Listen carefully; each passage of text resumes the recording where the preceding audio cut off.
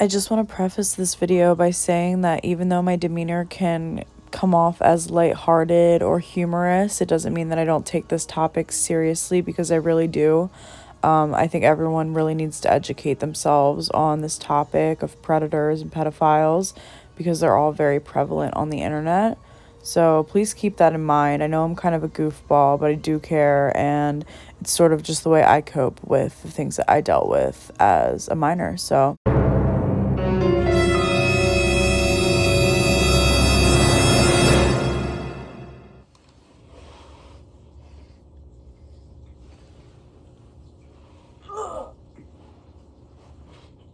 oh my god.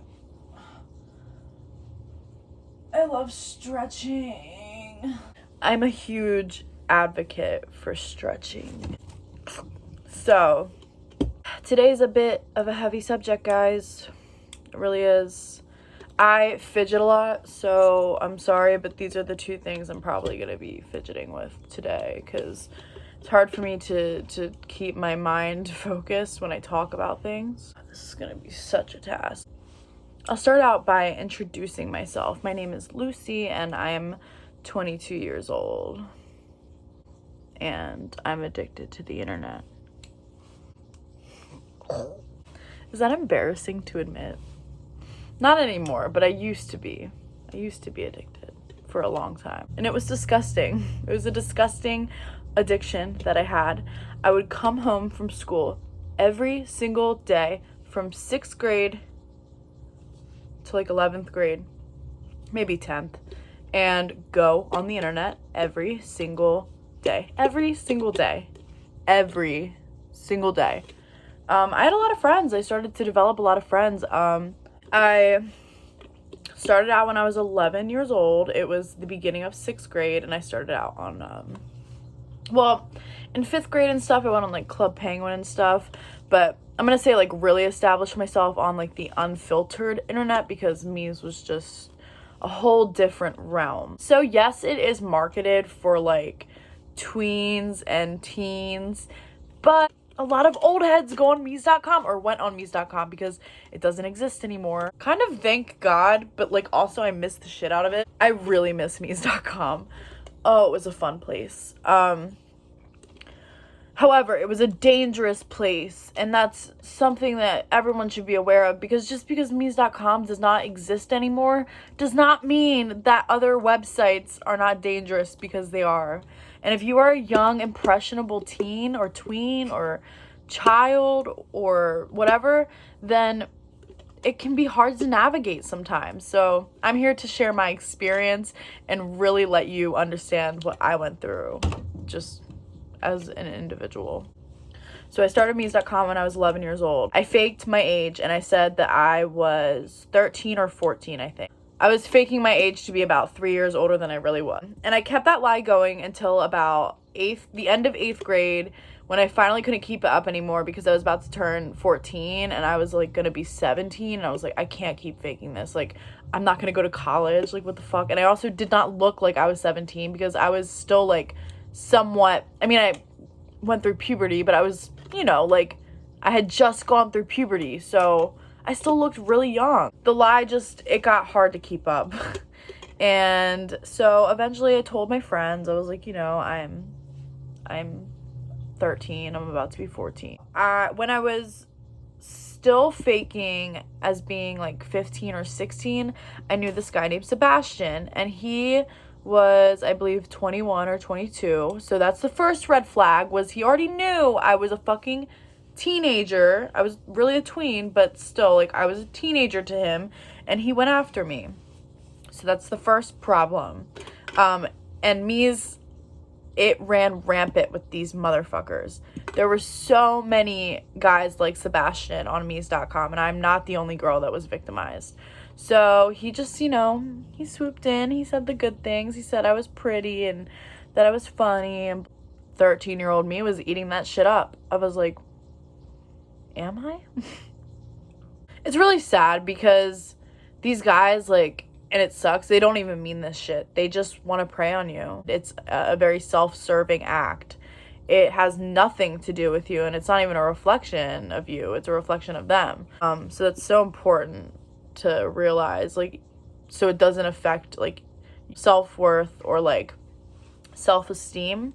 But anyway, so we would talk on AIM all the time, and he would, like, you know, say that he was falling in love with me after, like, a few weeks, and I was eating that shit up. Like, I was young, and I had a bad self-esteem. I didn't feel beautiful.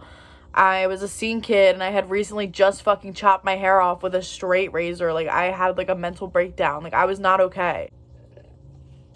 I'm 22 now. I'm very, like, I've come a long way. Sebastian, we were talking one night, and we were flirting, and we were talking about, you know, like, making out and shit. And he said, I hope there's not a cop in your closet. And I was like, there's not. And that's when I first realized, I was like, damn, what is this? So he ended up ghosting me and, like, just fell off the face of the earth. He never logged on AIM again. Then on the forums on Mies.com, there was a new guy. There was a new guy named Ben, and he was from South Africa. Everyone knew it was Sebastian. Well, not at first, but towards the end, because he started, like, flirting with me and, like, other girls that he, like, used to flirt with or whatever. So that's when we started to, like, put the pieces together, and we're like, this is the same guy. He was obviously very mentally ill. There was something really wrong with him. I still, to this day, don't even know, like, where he's from, what his real name is, how old he is. He could be, like, 40 years old right now, for all I know. But I really don't care, because it's all in the past. It makes me scared to think about the other girls that he victimized, and if he was close to them, if he met up with them. Because, like, I personally never met up with them. Oh my god. He never... Peanut, stop. I personally never met up with any of these guys. So, like, I'm not a worst case scenario, but if one of these girls happened to live, like, close to where he was from, who knows if he met up with them. He was one of those guys that just, like, after he became his second persona, Ben, he just ended up disappearing because we ended up, like, bullying him off the internet. So by the time I was in 9th grade, I had already came out about being, like, actually 14. And in the summer of 2012, I was turning 15, and I had met this guy. He was, like, this Russian guy, but he, like, lived on Long Island. This is what he told me. I don't even know if, like, his name was real or if, like, this was just maybe a character that he made up in his head. I don't know. He said his name was Kirill. I don't fucking know. We used to call him Krill, like Krillfish. I don't So this guy, I met him, and I would send him pictures of myself on AIM, and we would flirt, and he would tell me how beautiful I was. He told me that he was 18. So that's the first red flag. Again. Peanut. So he told me that he was 18. Again, that is a red flag. Because I was 14. Turning 15, but still. I would send him, like, little pictures of, like, my underwear and shit, because I was just trying to get that male attention that I really fucking wanted for such a long time. It's sad. I have such a better self-esteem now, though. My self-esteem is so much better than it used to be, so that's the silver lining of all of this, but I digress. So we'd flirt, and he, like, told me he wanted to meet me, because we were only, like, you know, 2 hours apart, so it was possible. Looking back, in hindsight, that kind of scares me, because what if I did meet him? So he ended up disappearing. He disappeared for a month, and I was, like, heartbroken, because he just, like, ghosted me.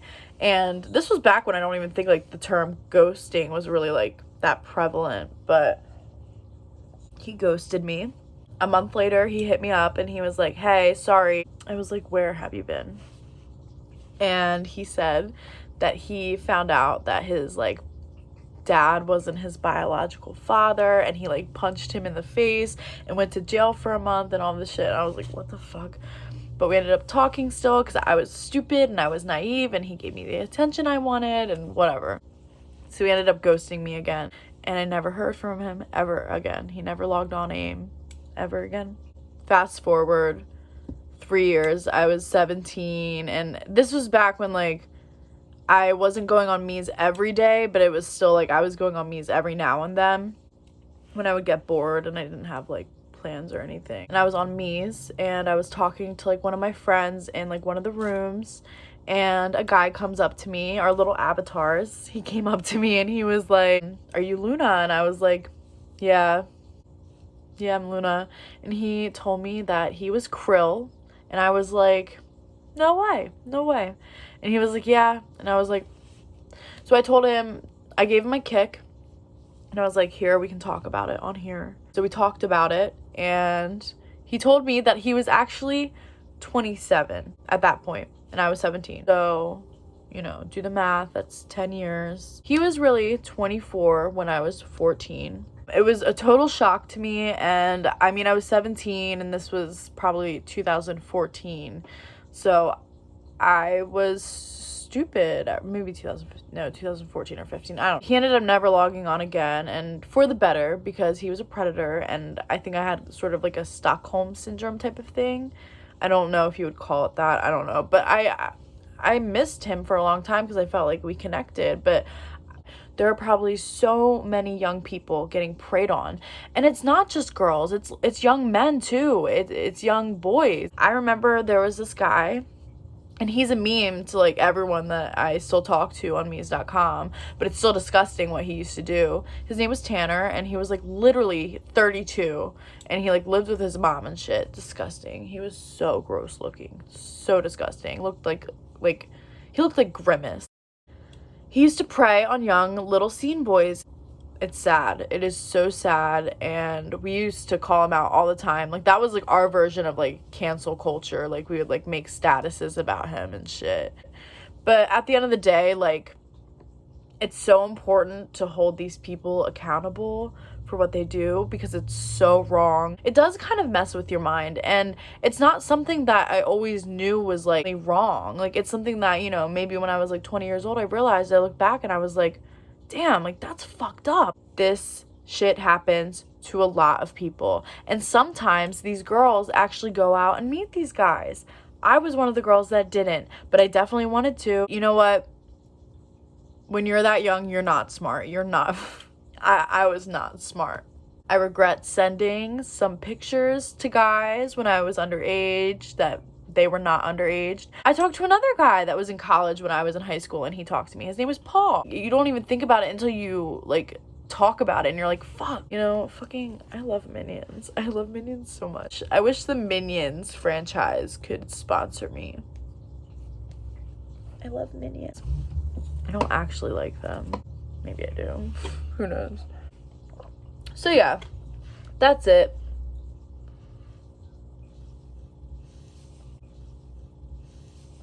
That's all I have to say. It's really important to just be aware of your surroundings in real life and on the internet. I didn't think it could happen to me, but it did. That was not the worst case scenario. It can be a lot worse. I was lucky. I was really fucking lucky, and I am so grateful for that. Mees people, we're in this together. I know it's really hard now that Mees has shut down, and it's been about, like, it's been about, like, 2 or 3 years since if you went on Mees.com and just happened to know me, my Mees persona was Luna.